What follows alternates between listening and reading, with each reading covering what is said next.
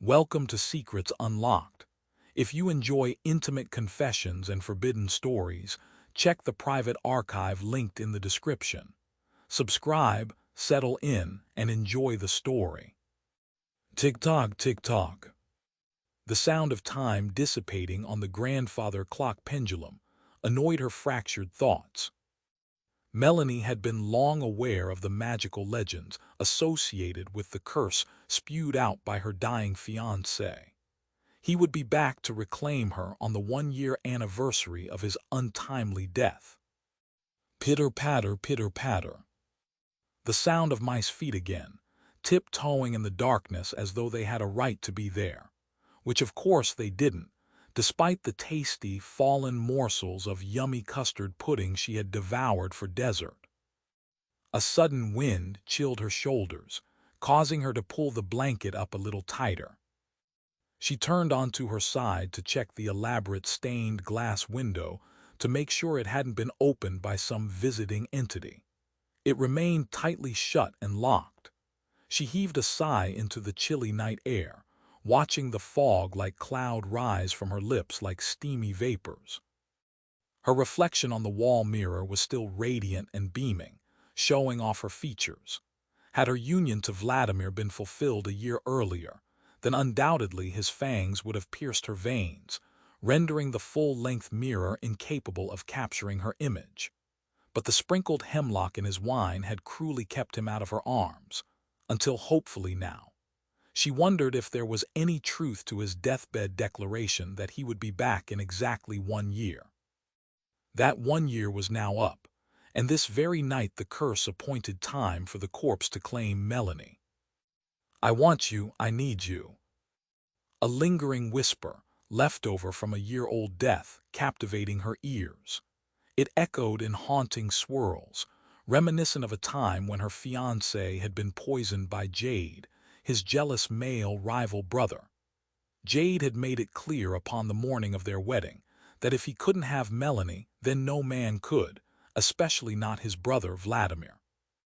The near-skeletal remains of her fiancé still graced the stone catacombs in the basement below, entombed with diligent leeches that kept the withering body atrophied and ready to disintegrate with dust.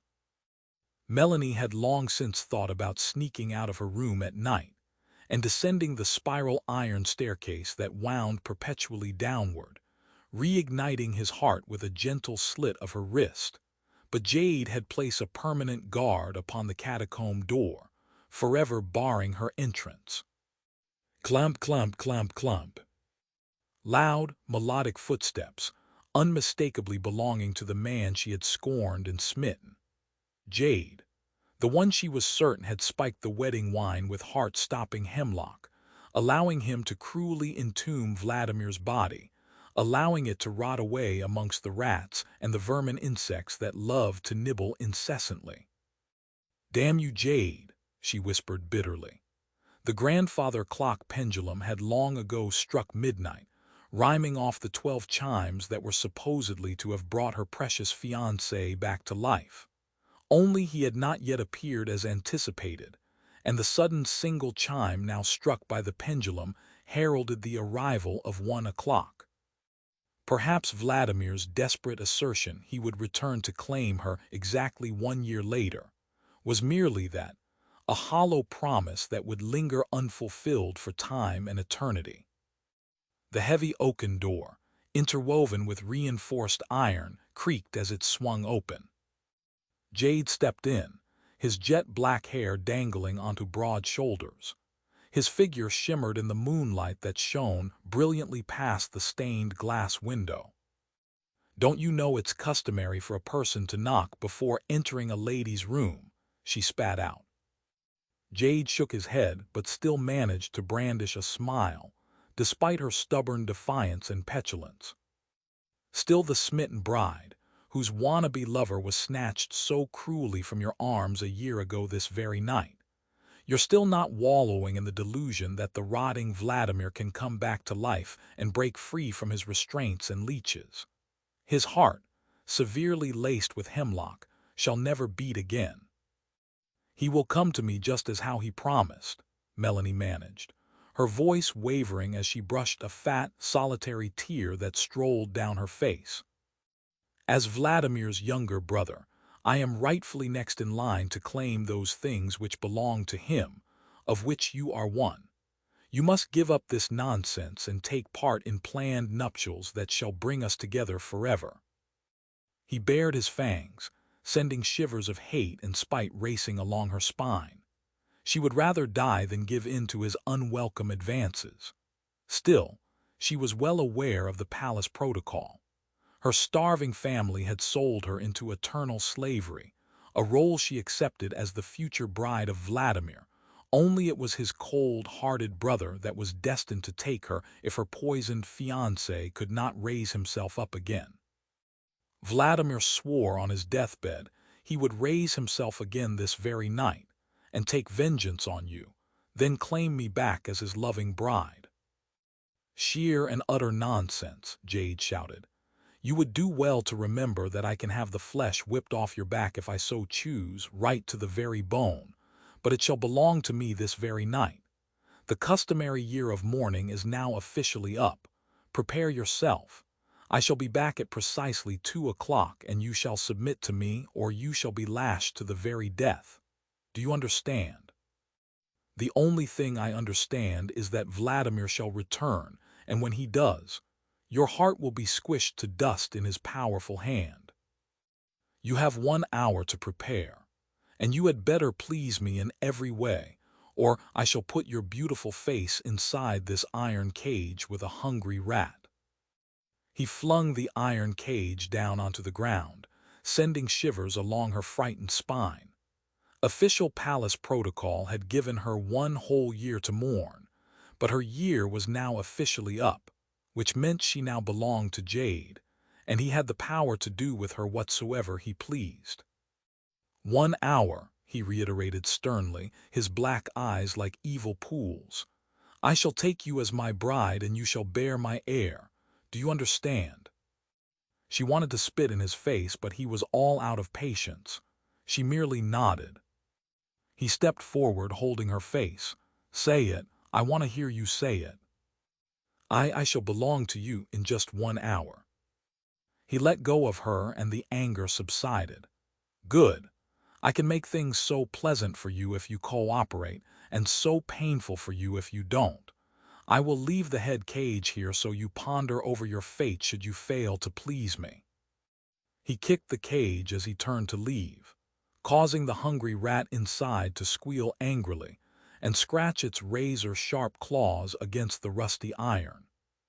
She moved away from the loathsome, hideous cage and scampered into the ensuite bathroom.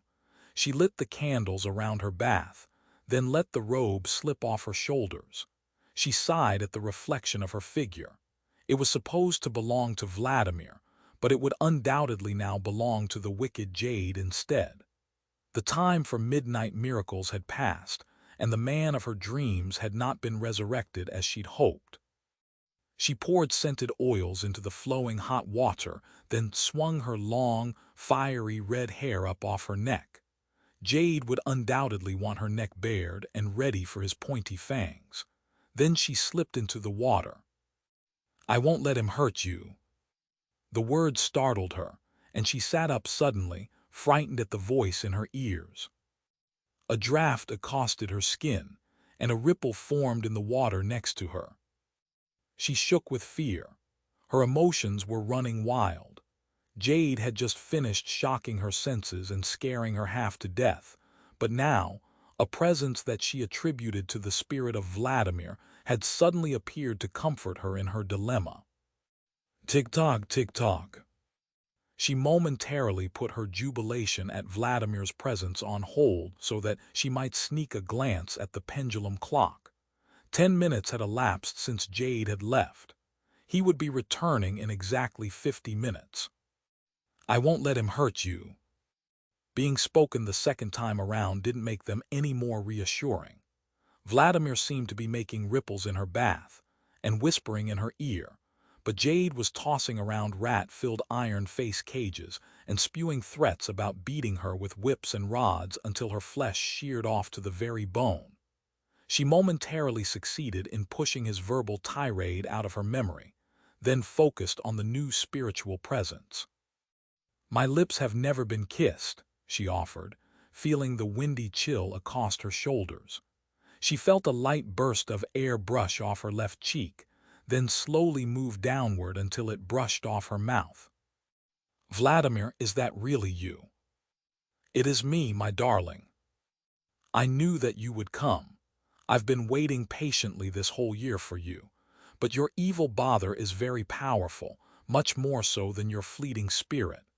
He is also very demanding and is certain to take me as his bride, claiming my body and impregnating me with his offspring. I won't let him hurt or claim you. You keep saying that, and yet you have done nothing so far to stop him. You mustn't give in to him. You must resist his advances, make him insanely angry, cause him to lose control, and then, when he is at his lowest point of control, I will step inside of him and switch places with him." "Switch places?" "Yes, I shall replace his soul with mine, and force his consciousness out of his mind and down below, to where it will become entrapped forever into the rotting, leech-infested corpse that used to house my spirit. My body that he so cruelly poisoned shall become his permanent tomb." "You're going to switch places with him?" "Absolutely, but it must be done carefully. You must anger him to the point where he is incensed beyond all hope, and to the point where he totally and fully is determined to unleash his full wrath upon you. Then, when he is helplessly consumed by those emotions, I shall step into his body, and his heart and especially his mind, and forever gain control of him, banishing his essence to my corpse below in the unforgiving catacombs, where he will be forever punished by his own evil devices. It sounds like a very dangerous game. What if I get him totally enraged at me to the point where he begins to torture me, and you can't gain control of him? He will eventually torture you whether you cooperate or not. He is sadistic and vile. He thrives off the suffering of others, especially females." "I will do as you ask," she whispered nervously. "That is good, my love. But remember, you mustn't let him kiss you or break your skin with his fingernails or fangs. If you do, then you will be cast under his spell forever. And if I can't stop him?" "You won't have to. If he is angry enough at you and filled with enough rage against you, then he will lose control to the point where I can step in and take over." Tick-tock, tick-tock. The pendulum clicked away the seconds as his chilling spirit suddenly vanished as quickly as it had come. "Vladimir." There was no answer. "Vladimir." There was still no answer. A lone spider descended along the slippery tiles, now covered with steam from the hot bath. But the reassuring presence of Vladimir's fleeting spirit had now dissipated into thin air almost as quickly as it had come. For a full year she had waited for his deathbed vow to come to pass, and true to his word, he had indeed shown up, only she was still not free from the sadistic clutches of his evil brother, Jade. To make matters worse, far worse, her allowable year-long mourning period had come and gone. It was now time to either knuckle under to Jade's demands to claim her, or have him ruthlessly torture her instead. A struggling fly had tangled itself foolishly into the spider's web, and the spider approached its prey with wanton glee, painfully puncturing the fly with pincer-like fangs that drew blood out of its writhing body. She sighed at the sight, turning away. Jade would soon be back to claim her and induce immortality. Once inflicted, no amount of intervention by her precious Vladimir could ever reverse the effects. She would belong to the man she hated forever, and be relegated to cruel taunting, ritualistic torture, and forced marriages that would no doubt continue unabated for time and eternity as he ruthlessly sought to populate the world with his heirs. Tick-tock, tick-tock. She glanced in the direction of the insidious ticking. She gasped at the sight. Her 60 minutes were up. How was it possible that the time had evaporated so very quickly? Clamp, clamp, clamp, clamp. The unmistakable sound of Jade's returning footsteps sent shivers of intense fear percolating throughout her entire body. The trapped rat in the iron mask heard the steps as well, expecting, from experience, that the flesh of some face was about to find its way into its starving belly. Its frantic squeals from the room next door now began to echo so loudly that they tore a strip off her already frazzled nerves. Would Jade really lock her face into the damn thing if she didn't comply? She submerged her body in the water, then rose again quickly, stepping out of the tub and patting herself dry before chewing on some breath-freshening mint and spraying her body with thick, sweet-smelling perfume. She could hear the door swing open in the next room, but didn't let it faze her. She chose a silk, scarlet-red robe. Then she slipped into a pair of pumps and gave her lips a layer of red gloss. "I'm back," he warned, the door to her in-suit bathroom opening. She turned to face him, and he gasped at her appearance. He let the satin robe slide off of his own broad shoulders. He stepped closer, coming to within mere inches of her, his eyes wild. His hands moved along her back, knocking off her robe. He devoured her with eyes that ran the gauntlet of her figure. "Time for your first ever kiss," he asserted, tilting his head downward as his mouth launched toward her. At the last second, she turned her head away, causing his lips to press against her fiery red hair. "I know you're nervous," he spat out, clearly infuriated, "but you have to learn to obey me. If you should persist in getting me angry, you would end up filling this castle with your wretched screams from the implementation of my torture devices. You're only going to end up torturing me eventually anyways, to satisfy your brutal lusts, whether I cooperate or not." "Who told you that?" he asked, his eyes peering nervously around in every direction. "My resourceful brother has not somehow managed to reappear after all, has he?" She said nothing more, but simply removed the pin out of her hair, causing it to dangle onto her neck and shoulders. He frowned. "I prefer that you wear your hair up. It provides easier access to your neck for when I am ready with my fangs." "I don't care what you like," she said defiantly, spitting hard into his handsome, cruel face. His face reddened, and a swell of anger began to radiate throughout his entire being. He grabbed her hand and dragged her out into the room, where the caged rat lay. He then picked up the cage with one hand and held her hair painfully and tightly with the other. Then he rammed it over her head and locked it in place. The starving rat frantically scratched against the one remaining sheet of metal. That sheet was all that separated her face from being slowly devoured by tiny, razor-sharp teeth. "If I flick this switch, then the last sheet of protective metal will rise, and I will let this rat chew on your face until there is nothing left of it, until the morning light rises and I am safely locked away in my vault coffin.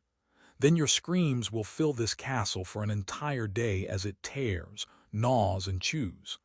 Is that what you want?" She took a gamble that he was only bluffing, and that he was far too in love with her face to destroy it. Instead, she kneed him savagly, causing him to double over in pain. His hands still clung to the ends of her red hair, and she could not get away as she supposed she would. She now prayed he wouldn't flick the switch to the hideous helmet. He dragged her toward the wall by the hair of her head and pressed the fireplace poker downward. The brick above the fireplace rolled away, and a linen-covered table swung into view. Jade whipped the linen off the table, sending a century of dust and cobwebs flying into the air. "Feast your eyes on these instruments of torture, you vile wench. I shall bite your neck, thus making you immortal, and then I shall make you beg for death." "I will never give in to you, never," she screamed back at him. "Torture would be far more desirable to me than your rancid kisses." She could sense Vladimir close by, waiting to pounce, carefully analyzing Jade's total loss of control, trying to determine when to best seize his unsuspecting being. Jade suddenly yanked the whip off the table and unfurled its savage length, embedded with jagged bone, bits of flesh tearing steel razors and heavy iron balls. He used mind control to cause her arms to stretch apart as though they were being held by invisible chains. He did same with her legs, causing them to stretch just as far apart as they could, with the tips of her toes no longer touching the ground. Feeling the tension build, thousands of more private stories are waiting in my exclusive archive. The link is in the channel description. His powerful mind now held gravity in abeyance, lifting her off the ground as the sound of bits of steel dragged across the wooden floor. Do you have any idea how even one lash of this whip would hurt? Your back and shoulders would be cut to ribbons. "Fuck you," she screamed, trying desperately to infuriate him to the point where he might lose total control. Her stiff resistance puzzled Jade. It was almost as if she were trying to goad him into becoming maniacally enraged and losing his senses, almost as if, a beaming smile suddenly flashed across Jade's face.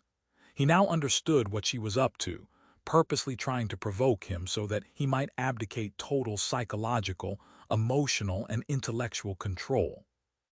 If true, it meant that Vladimir's spirit was close by, desperately trying to infiltrate Jade's body so that he might permanently take it over. Jade released his mind's grip on her dangling body and she fell to the ground, but he did not remove the cage from her head and laughed uproariously at her. "You were trying to get me to lose my mind with rage so that my damnable brother might gain control of my body. But it won't work, you hear? I'm on to you. The most my brother can possibly hope to survive in wandering spirit form is a few hours, or perhaps a day at the most. I shall wait him out and come back tomorrow. And when I do, I will more than adequately punish you for trying to deceive me. In the meantime, I shall leave the rat cage locked onto your head. The sound of the starving rat clawing away at the protective steel sheet and gnawing at its edges should keep you up all night. It might even cause you to go insane. I am sure that by the time the morning comes, you will be nothing more than a sniveling basket case, pleading profusely for me to remove it. I might or I might not. I also might not want to forgive you and press the switch that raises the steel sheet, allowing the rat to chew your face to the bone. So you'd better be nice to me when I return again tomorrow." The night was going by excruciatingly slowly. The sound of the rat squealing and clawing away was indeed driving her to the brink of insanity. The rat could smell her flesh and was nibbling frantically at the edges of the steel sheet, desperately trying to find a way in. "You mustn't panic," the voice suddenly whispered, its soothing velvety tone almost melodic with the consoling words. "Vladimir, you're back, but you didn't stop him from hurting me like you promised. This damn rat cage on my face. The sound of the rat, it is. The sound suddenly stopped. Vladimir had managed to wrap his spirit around the desperate rat's neck and snap it like a twig. "Oh, Vladimir, you managed to stop the rat, but what of Jade? He has figured out our plan. He will be back in the morning to punish me. He says your spirit can't stay that long out of a body. He says the essence of what you are will dissipate if you don't go back to your rotting flesh, back to the catacombs where he has you entombed." "I can't go back," he retorted, his voice more panicky now. "In abandoning my corpse, I was forced to close the passageway out of the spirit world. My only way of surviving is to take over my brother's body. I have perhaps 10 hours more, and then I will be lost forever, my consciousness scattering to the four winds, a hideous unending oblivion. But he knows of your plan and has avoided all rage. That is why he has decided not to angrily punish me until after you are forever banished to your fate. If he is on to me, then there is only one chance left to beat him." "And what is that?" We will have to force his spirit out of his body, and then at that precise second, I shall be waiting to step inside and take his body over, relegating him to my fate. And just how will you accomplish that? Not I, my sweet love, but you. Me, what can I possibly do against someone as powerful as your brother? I know all his secrets and exactly where his coffin vault lies. He won't dare venture out of there during daylight hours. He has gone to the city to find a new victim for his blood bank. When he returns just before dawn, you shall be waiting for him. But first, we must get that cage off your head. Simply reach underneath it and you'll find a clasp under your left ear. Snap it upward and the cage lock mechanism will release itself. She did as he instructed, and after a few moments the cage rattled harmlessly to the ground. I will do anything you want me to, she whispered. Jade so cruelly poisoned you and had kept your body rotting in those catacombs, destroying the remnants of your being daily with his torments. But I indeed shall help you, and when we defeat him, when you indeed take over his body, then we will be together forever. All that and so much more, he whispered in her mind. To run unfettered on passages of wind to where the moon illuminates 1,000,000 stars, and the sound of cascading waterfalls mold and shape the rock that provides the beds for our ascending bodies, sprouting wings at will, and embracing in the forests by a roaring fire, drinking century-old red wine, the color of blood, and devouring tasty flesh as our bodies meld. But we will experience it, she interjected. I will do whatever you ask, and together we will defeat him, and we will bask in each other's arms. Vladimir stayed with her the whole night through, comforting her and keeping watch until the approach of dawn. She reveled in the exquisite paradise and basked in his fulfilling caresses. They then told each other how much they would forever cherish their love, until the brightening shadow of an ebbing darkness began to filter through the open stained glass window, where slices of black night took on a purple hue, and the bands of dark gold expanded to sparkle with rays of glowing silver. Night's end had come, and with it, the descending of a once bright half-moon, whose fog-piercing brilliance no longer could suppress the rising sun. 1,000,000 slivers of turquoise and tangerine illuminated the jagged mountainside, where jutting tree limbs and scampering deer shared the apprehension of the great horned owl, whose razor-sharp beak had failed to find its prey. Jade had also failed to find a new victim for his blood bank, but flew alone on blazingly fast wind currents, which, if followed religiously, could precisely take him back to the castle, and down into his coffin lair with seconds to spare before the dangerous sunrise, where he might sleep throughout the petulance of a bright but deadly sun. Vladimir's spirit led Melanie downward as they maneuvered the rickety iron stairwell.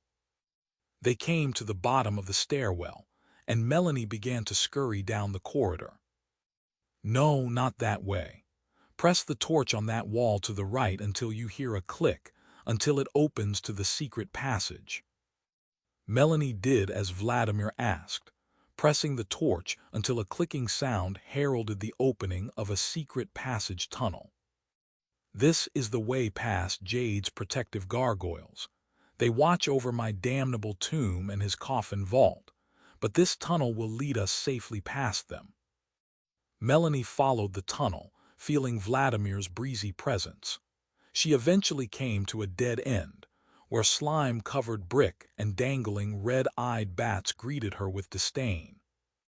The third brick to your left on the third row from the top. Press it hard, and the passageway will lead to the vault crypt. She pressed the appropriate brick, and the wall gave way, spinning so that she might gain entrance to Jade's secret sleeping quarters. The door swung back shut after she stepped inside. The air was stale and putrid, and foot-long centipedes crawled aimlessly along the slime-covered walls, where wads of green moss had embedded themselves in the widening cracks. Melanie hid behind the boulder and watched as the large steel door swung furiously open, and Jade flew in, folding his wings as his extended fingers bore long razor-sharp nails that were still curiously free from flesh or blood. The villagers were getting wise to his sporadic raids, locking themselves indoors at night and only traveling in well-armed groups. The coffin crypt was in the center of the room, and once locked shut could not be opened by any force on earth, except for Vladimir, who knew the combination. Jade triumphantly strode down the concrete steps into the vault as the double steel doors remained open of their own accord. The doors swung shut once Jade had entered, and Vladimir instructed Melanie on what to do next. She tossed rocks through the black painted windows, allowing the sunlight to shine through. Then she punched in the combination to the vault as the steel doors creaked open. A closed coffin lay below, and within it, the resting, vulnerable body of Jade. The sunlight permeated the stairwell, causing a blinding light to cast its illuminating gaze upon the still-closed coffin. Melanie smiled. For the first time she had Jade trapped like a rat. With a mere swinging open of the lid, she could cause the deadly sunlight to reach his vulnerable but powerful body. The painful shock would cause Jade's spirit to monetarily vacate his fleshy shell, allowing Vladimir to immediately step in and seal off the spirit connection, forcing Jade's spirit to be immediately funneled to the rotting, tortured corpse in the catacombs. Then, with a mere press of a button, the doors would swing back shut again, blocking the sunlight, and enabling Melanie to finally consummate a long-postponed wedding night with the man of her dreams.